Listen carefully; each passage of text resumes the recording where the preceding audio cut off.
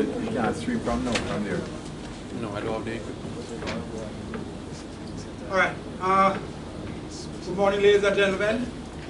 Welcome to the offices of the Jamaica Football Federation once again.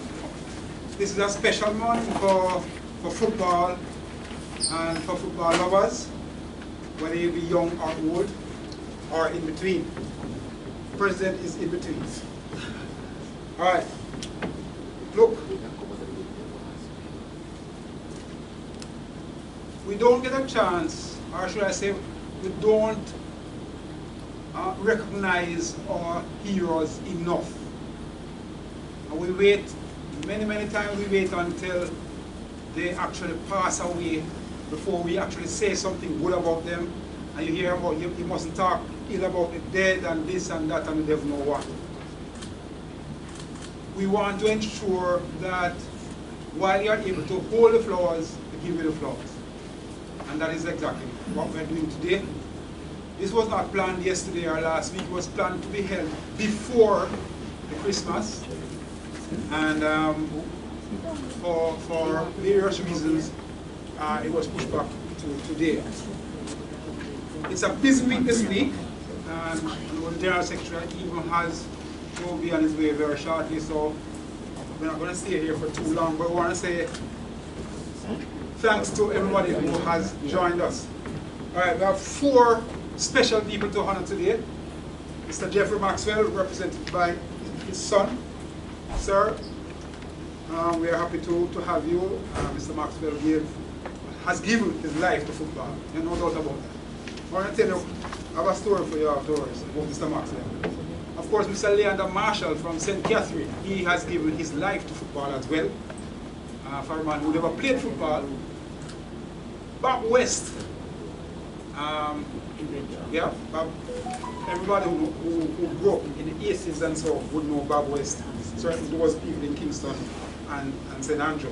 You know, Bob was a significant feature in the football at that time. And of course, Alan Skilcole. If you grew up any at all between the 70s, well, 60s, 70s, 80s, then you would, the premier footballer would have been Alan Skilcole. So we thank you for joining us, Alan. Of course, besides Alan, we're coming to you, Mr. President. We have Mr. Toller here. Toller is representing Bob West. And Toller is a national representative and somebody who could also be a honoree today, but your time will come, Mr. Toller. All right. And of course, besides, sitting in the middle of them, we have the president of the JFF, Mr. Michael Ricketts. Right, so there you go. All right, so before we go any further, we're going to ask Tamisia Gray, William Gray, to lead us in prayer. Yeah, you can start, right? Morning, everyone. Morning. Let us pray. To God be the glory, great things He has done. We want to give thanks for sparing our lives to see this another year, 2024. I want to thank God for fresh air. I want to thank God for the opportunity to be a part of this celebration. I want to thank God for the persons who have led the way, the stalwarts. I pray that you continue to give them long life, and I pray that they will feel appreciated by what is done today. Continue to guide these proceedings. In your name I pray. Amen. Thank you, Tamisia. All right, so we're going to go straight into it. We are waiting on one more representative. That's the wife of Mr. Leander Marshall to be here. When she gets here, she will have his seat. We're going to go directly to the president now so he can make a few comments.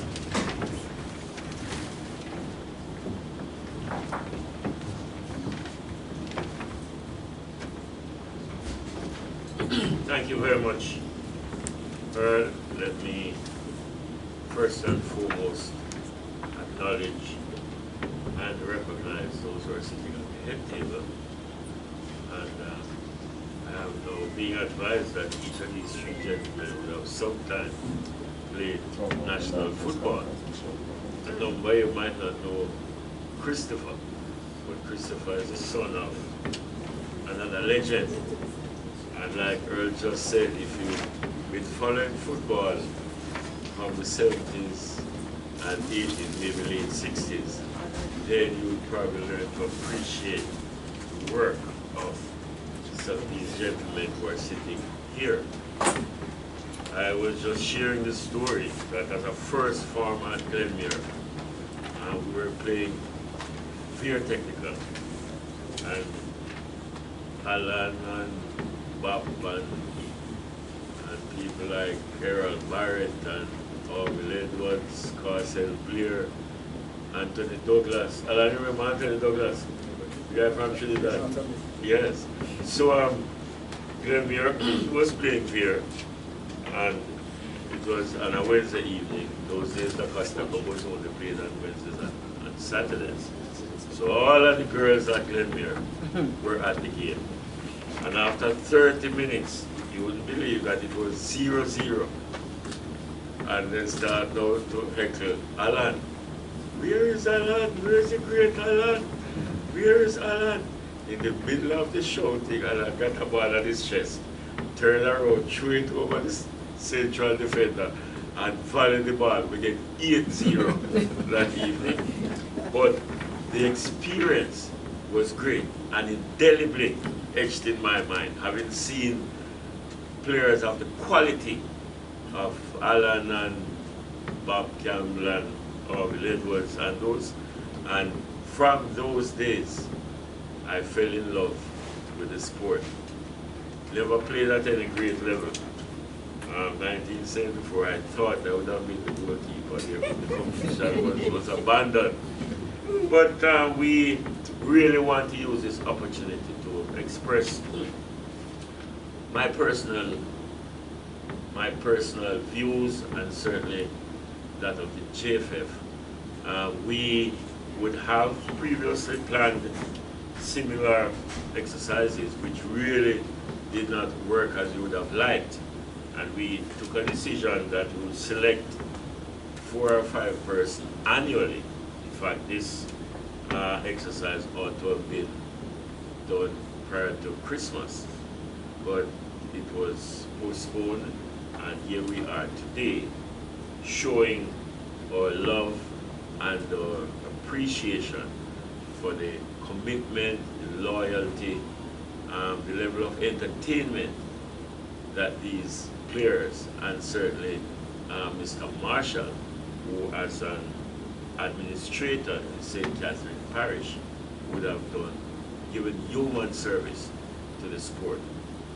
I remember, and we just spoke of the 1977 team of Clarendon College, and I remember playing Calabar in the first leg of the Olivia Shield. It was played on a Wednesday at Clarendon College. Then I had scored, and I don't remember who we scored from Calabar, but the game ended 1-1. And come to Chapelton and draw 1-1. When you come to Kingston, you're supposed to get a battery. And we were heckled all the way through the game. And when they were coming through the gates of Clarendon College, all the Calabar people were saying, wait till you look up at on Saturday. Like they say, the rest is history. It's 4 Calabar get to the stadium that evening. Lenny Hyde at his best, Donovan Ray, Dave Gerard. They really knew how to entertain. And 1977 probably would have been, along with maybe 1969, that Veertech team, along with the 77 team, would have certainly been the team that I would have seen that were proper entertainers and really were providing quality players, hence quality football. So the JFF, let me just welcome Mrs. Marshall. Thank you, ma'am. Yes.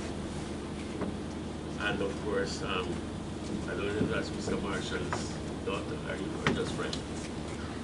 You know it's my daughter. All right, so the JFF is intent on ensuring that we re-establish a relationship with our past players. And not just our past players, but persons who would have given support to football over the years. And those were the days when service to sport, and especially football, was straight volunteerism. Nowadays, people are paid for services offered. In those days, you volunteered your time. I was saying to somebody some years ago that we had a club in Clarendon called Galaxy, and every Sunday morning, me peel one bunch of banana because we were cooking breakfast for a game later in the day, and we cook. And I say, I remember me one peel about 10 hand bunch of banana just to ensure that my Galaxy players got their breakfast. And we seem to have lost that kind of a loyalty and that kind of a spirit of volunteerism. But we want to ensure everybody that our past players, we still do have them in our hearts. We appreciate what they would have done for our country. They would have entertained, they would have played at the highest level. And Tolo was just saying to me that we played Canada some years ago and beat Canada at Gerard Park in a practice game. And a number of persons still don't remember that he scored that winning goal. When you look at persons like Kenneth Campbell, who some years ago, with only one left foot, was the leading goal scorer. Had scored 11 goals in his time representing Jamaica. So there are a number of unsung stalwarts who we would not have recognized over the years. But we want to ensure that at the end of each year, from here on, that we do have some kind of an event similar to what we're having now to ensure that these players are remembered, that we continue to show them love, continue to show some appreciation. Some of them are really struggling, and the JFF must now reach out to ensure that we re-establish that relationship.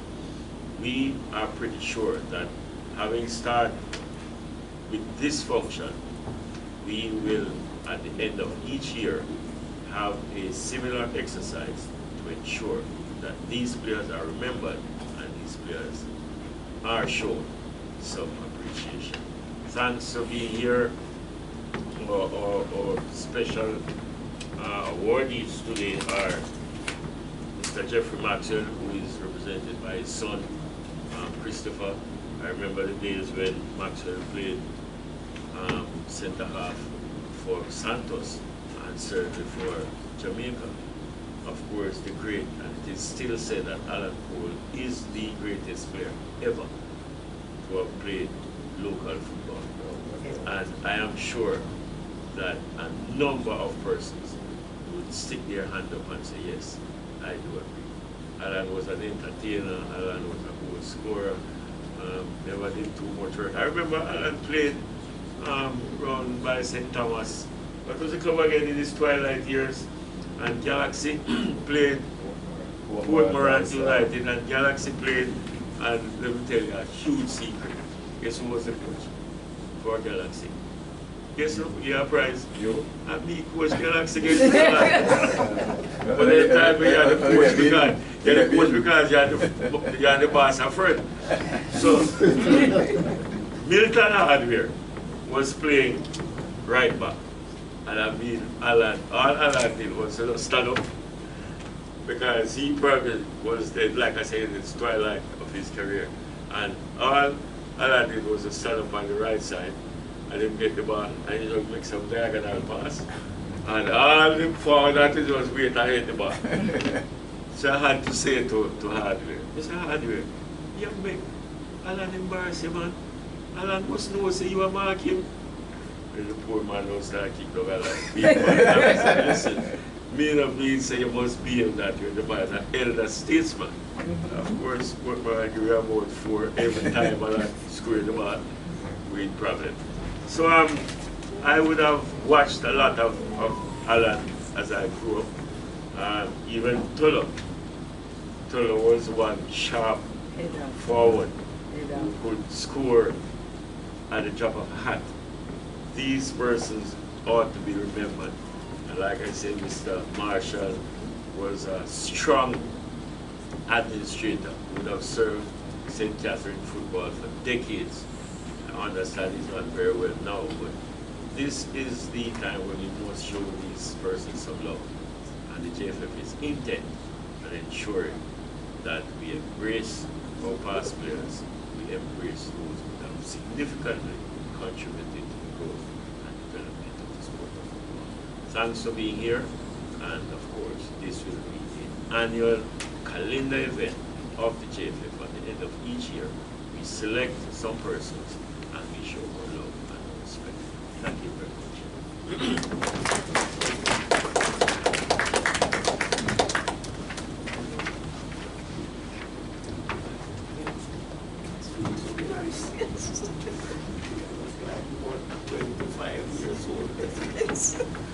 Thank you very much, Mr. President. So we understand it will now be a calendar event, so we look forward to others who will be selected next year. I wouldn't be surprised if people like Tolo selected next year. I mean, Tolo was one of the special players.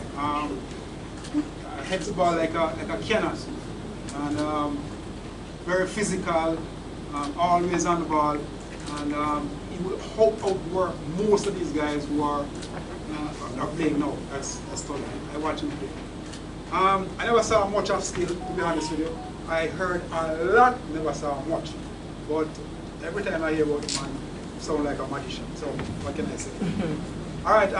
The very first person that we'll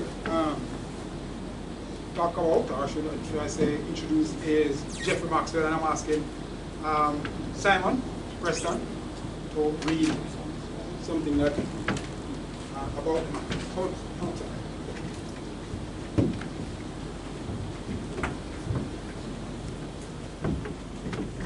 Good morning, everybody. All the best to everybody for the new year. So just a few words on Jeffrey Maxwell himself. So he might have been out of sight for a little while now, but his name and his aura still radiates around the football landscape, not only in the island but across the region as well. He did so much for many that it's impossible to get into any local football conversation without mentioning his name. Mr. Maxwell stood out as a national defender. He then conquered schoolboy football as a coach with Excelsior before tackling the National Premier League with Waterhouse. Jeffrey Maxwell was an accountant by trade, but football was the game that gave him prominence and love, for sure. We've also seen him as well on television, being an analyst on different panels, whether it might be World Cup, different World Cup qualifiers, or other events as well. So certainly left his imprint on the island of Jamaica. He loved the game passionately and virtually gave his life to the game. He influenced so many, ensuring that his name will live long and forever. Jamaican football is in a better place at all levels thanks to his dedication and bravery. Coach Jeffrey Maxwell, please send regards to Jeffrey Maxwell first. Thank you very much. Thank you. Good. So therefore,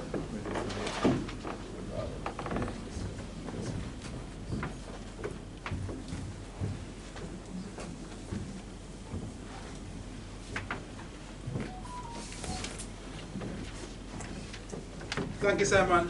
Jeffrey Maxwell is somebody who, of the 4 recipients today, he's the only one I knew and spoke with very closely from in the 80s. Jeff gave me my first Argentina shirt. He got, of course, Jeffrey is a Brazilian by heart. I mean, he dressed like one, he talked like one, he did everything like one. But somebody gave, I think he went to Brazil and he bought a couple of shirts. He knew I'm an Argentine supporter, and he called me down and he gave me, at the time he was working somewhere on Spanish Town Road, not sure exactly, I don't remember exactly where, but I remember going to Spanish Town Road and collecting my Argentina shirt. Very first Argentina shirt came from Jeffrey. Let's say hi to him and one love, respect. All right, let's go to the second person on the list, lovely lady here, Mrs. Marshall. And I want to say, I have met Mr. Marshall before, of course. I wasn't very close to him, but I know of his exploits in Portmore League, in St. Catherine as well, and somebody who clearly you didn't mess around with. Very strong individual, and this is what Bev actually wrote this, and I want to read it here. Mr. Leander Marshall was born in St. Anne and grew up in a district called Orange Valley. He attended the Brownstone All-Year School before he furthered his education at the Brownstone Secondary School. After leaving school, he migrated to East Kingston, where he lived and owned a bicycle shop. And he worked so hard that he got a contract with the government to fix bicycles. That time bicycle was the order of the day, because you use bicycle to carry mail and all kind of things. So therefore, he made a business out of fixing bicycles. He took up residence in Portmore, and he started football administration there. Not just content in just fixing his bicycle, he wanted to give back to the community. So he went into football. Of course, he never played football, but he loved the game. Marshall, if you know him, was very aggressive, according to Bev, right? It's true. He was very aggressive, Disciplinary. and knows how you better know how to approach him. Somebody, and he knew how to approach you, but you better know how to approach him. He did very well, and in his first official role. And then Mr. Horace Reed and Mr. Joseph Matalan encouraged him to run for office. And he first became the vice president of the Portmore Football League under then President Danny Pebbles McBean. He was so impressive and transparent in his duties as vice president that he was asked to run for president. And he did and won the presidency. Now, he was president for 30 years after that. So therefore, this is not somebody who was a fly-by-night person. And we know the quality of the Portmore League. Of course, Portmore is part of St. Catherine. So most time people will speak of the St. Catherine FA, but the Portmore FA, or the Portmore Football League, was properly run by Mr. Marshall and those people who he worked with. He was a man of discipline. You know, he's not somebody who you mess around with. And you know, we would want to take this opportunity to say thank you to Mr. Marshall. Of course, Portmore still has a valid role to play in the league. It was taken over by the St. Catherine FA some years ago, and Mr. Marshall is now a retiree. How well is he doing, Mrs. Marshall? You want to tell him? Fine. He's doing well. And we want to tell him that we appreciate what he has done over the years. We want to tell him from the Federation that sometimes you don't get a chance to say to him, you know, what you should. But in this case, that is the reason why you're here, that's the reason why we're here. And we appreciate what he has done. We want to show love to him. All right? So that's two. The third person on the list is somebody who I also, no mistake here, I was very close to Mr. Bob West as well. Mr. Bob West and I, we used to go to the same time. He had a girlfriend at Ligani, and I had a girlfriend. Too much information. No, I am not being honest here. Too much information. Right. So we used to go to the same house, Mr. West. A lovely gentleman, and a hard-working administrator. That's Bob West. All right, but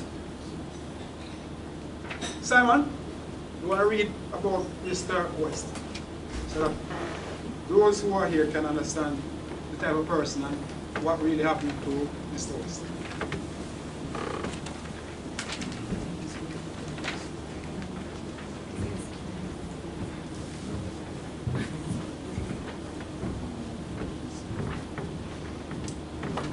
So Bob West was a respected administrator to the Jamaica Football Federation some 30 years ago. He also sponsored a football competition holding his name. This was part of the Cassava ecosystem. Shockingly though, his real name is Everton McCleary. Not many people were aware of that. Everton McCleary, that's his rightful name. Prior to his post at the JFF, he served as journalist, and before that he was also a policeman as well. Bob, who dedicated himself to the improvement of the game, was seriously injured after being knocked down by a vehicle when he was on his motorcycle in 1994 on Mountain View Avenue. Unfortunately, as a result of this accident and the head injuries that he sustained, it didn't go back to normal. He wasn't the same. People like Wes or McCleary is still very important in the grand scheme of things because they would have helped in improving the quality of administration and getting things in place even when resources were not there or low. He always set high standards and ensured that persons followed through with those standards as well. Certainly a great pioneer for Jamaican football, Bob West. Yes, sir.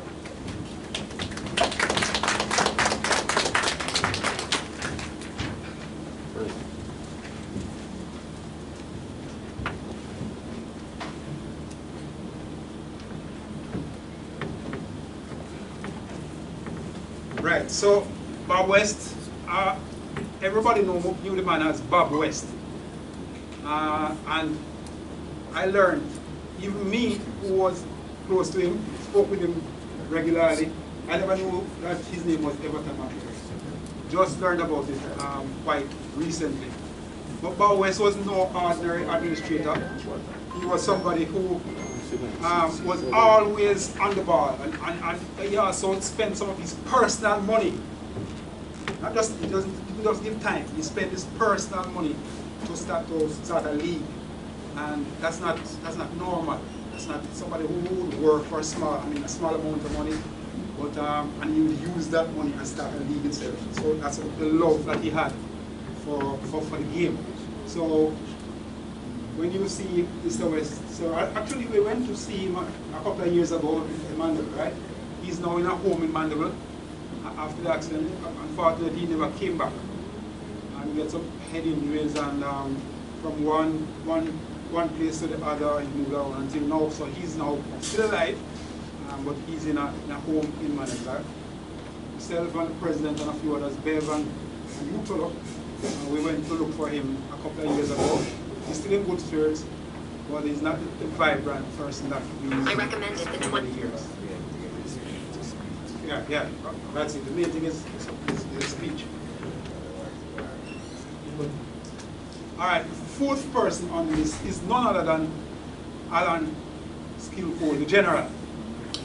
As a schoolboy, the very first, there are a couple of players that I heard about when I was a schoolboy. The very first one was Alan Cole, and then there was Dio Garden, and one of my favorite players, Leonard Chicken Mason. I remember just listening at that time you couldn't even watch the games on TV. I would listen to the radio, listen to the games from the country, listen to the game on radio, and the quality of the commentary, you could actually, like you saw who the person was in your mind's eye. That's how good it was. People like, I think it was Leander and some others who used to commentate. But actually, Leonard Chicken Mason was my favorite player at the time. And I heard a lot about Neville Oxford too. But the man who was the top man at the time would have been Alan Skillful. Alright, so this is what I wrote. He was so impressive and transparent. Let me go back over this again.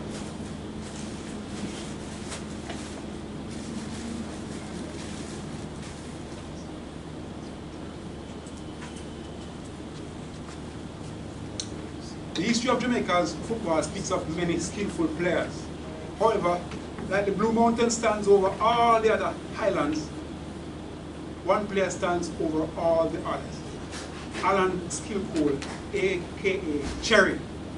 While others may have scored more goals or defended better, they simply couldn't match the eye-popping, incredible movements of the great Skillful. He started at an early age, dominated schoolboy football at the then mighty Very Technical High, where in one year he scored a record 44 goals on his way to the Da Costa Cup title. as a schoolboy, he was the top goal scorer in the National League with 14 goals in 14 games for Winners Santos in 1967. Cole's high standard of play took him to the NASL in the USA, where he played for the Atlanta Chiefs. Now the Atlanta Chiefs, when he went there, he was the youngest player in the league at 17 years plus. So this man was a man from he was a little boy. So yeah, he is one of the youngest players ever to have selected for national duty as well.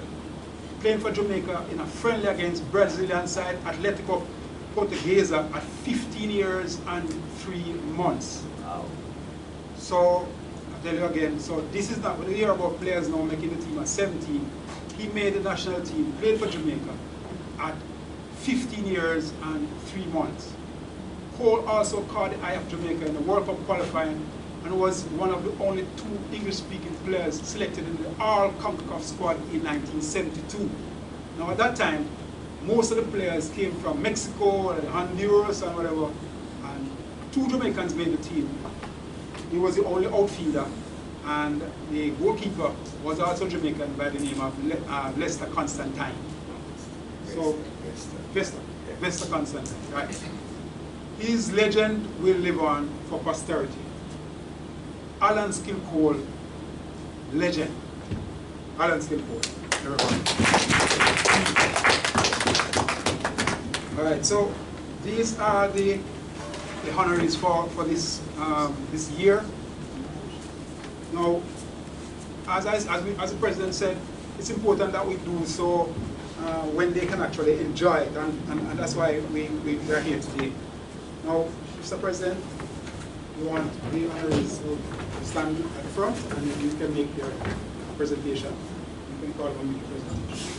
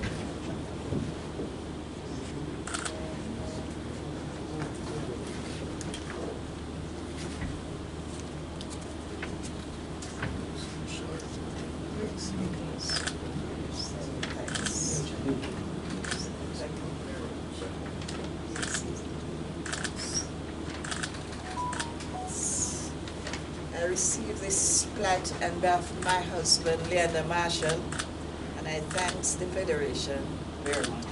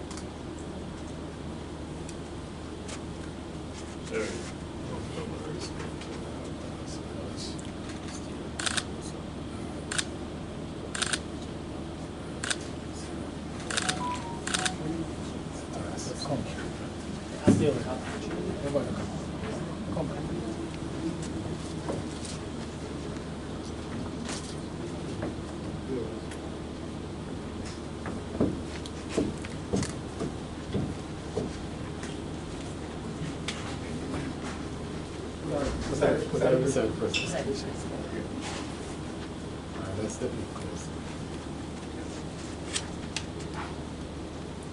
All turn it.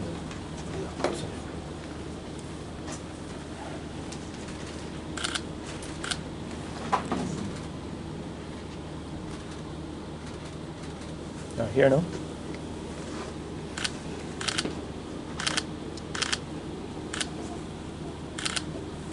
Thank you. Listen, I want to you can't picture out of the best looking man at the place. I'll get the honor of taking it. I get the honor of taking it. No China man can't go look at it.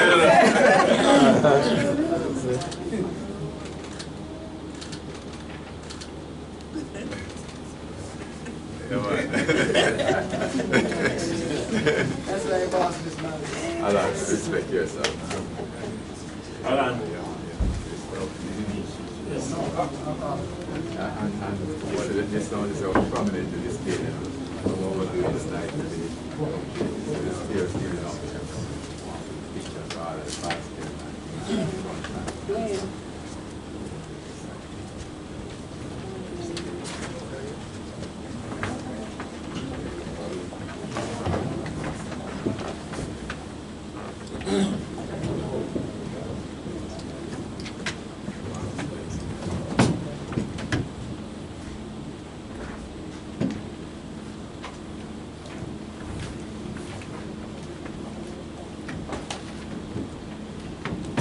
All right, thank you very much, Mr. President. I have been asked to ensure that the wording that we use to introduce the recipients are put on a plaque so that they can have it and they can show whoever might come their way. So we will arrange that there. That we have a nice plaque given to the honorees from the organization. All right, so one thing I missed out, I have it here, but I don't know how I passed it. Mr. Cole was also a professional in Brazil. So this is not, I mean, what we're seeing now, he was one of those players who, I can imagine if skill was playing now, the type of interest and the type of contract that he would, and that he would command. Because the quality of play that he portrayed and the way he carried himself at the time would have been much, much higher than what we're seeing in the modern game, certainly here in Jamaica. So still big love and respect. We want to ask you now, sir, Mr. Cole, to say a few words.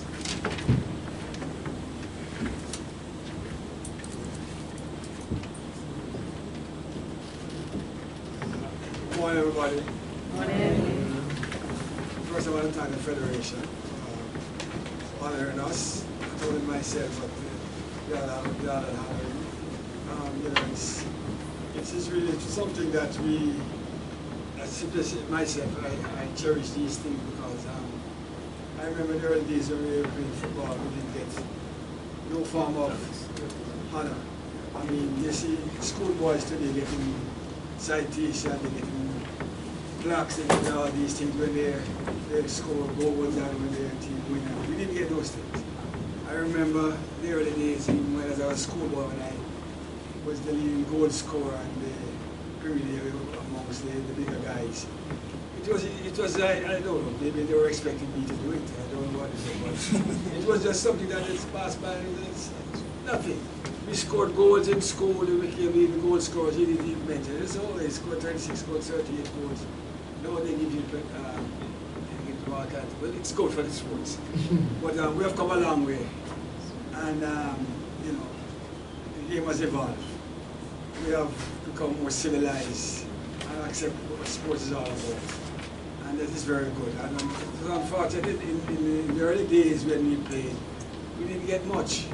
We loved it. We played because of we enjoyed entertaining people, especially myself. And but there are people who put out a lot, and it was something that when you love a sport or you love whatever, whatever field you enter, you always have that passion for it. And if you have, when you have that passion, then things will happen. As one songwriter said, the more you give is the more you get. Babandi said it in the song. The more you put out, the more you get. So we put out a lot, and I said, well, honors before we die. Don't wait until we die, then you honors. It's sad that it happens all over the country.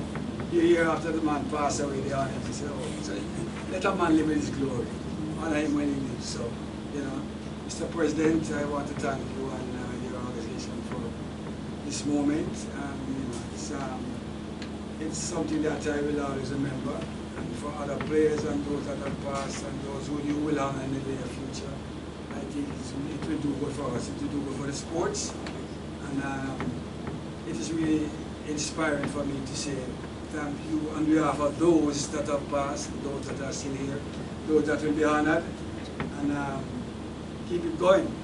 You know, we, as I said, people, you know, some people don't understand how much you have to put out. You know, if I can talk about myself, you know, I was blessed to have a mother and a father who I grew up in a family-oriented home, and I was glad for that, where my mother would do everything for me, my father would do everything. They say that I ate properly.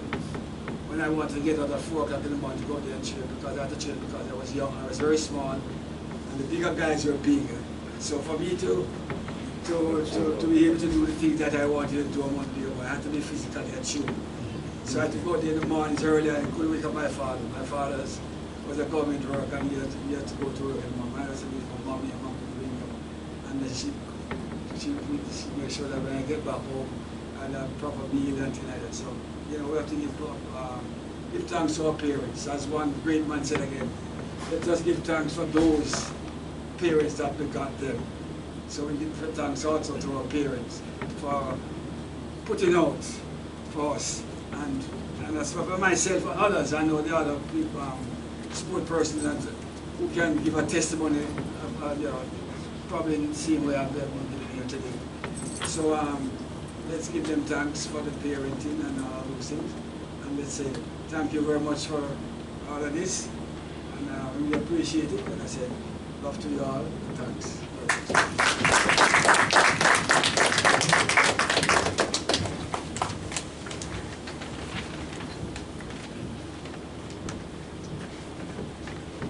Thank you, Mr. Cole. You know, there is a legendary story about two players. One, he told me that when he played, when his boots got torn, the JFF would take the boot, take it to the shoemaker, and have it done and give it back to him. So that's the type of thing you're talking about. Now players get multiple boots. At that time, you have to repair your boots and have it worn again. The other one was a player who played in Port Royal, and the player would row like the game Jamaica playing, say whoever, the player would get in his boat, his canoe, and row from Port Royal downtown Kingston, get out of his boat, tie up his boat, and walk up to National Stadium, play the game, walk back down, jump in his boat and get back. Murphy. Exactly. So that's the type of, I mean, that's how much players would give at that time. You row right across the ocean, come and play, you get back in the boat and go back. So, and now, if the players have to walk from here to there, they get from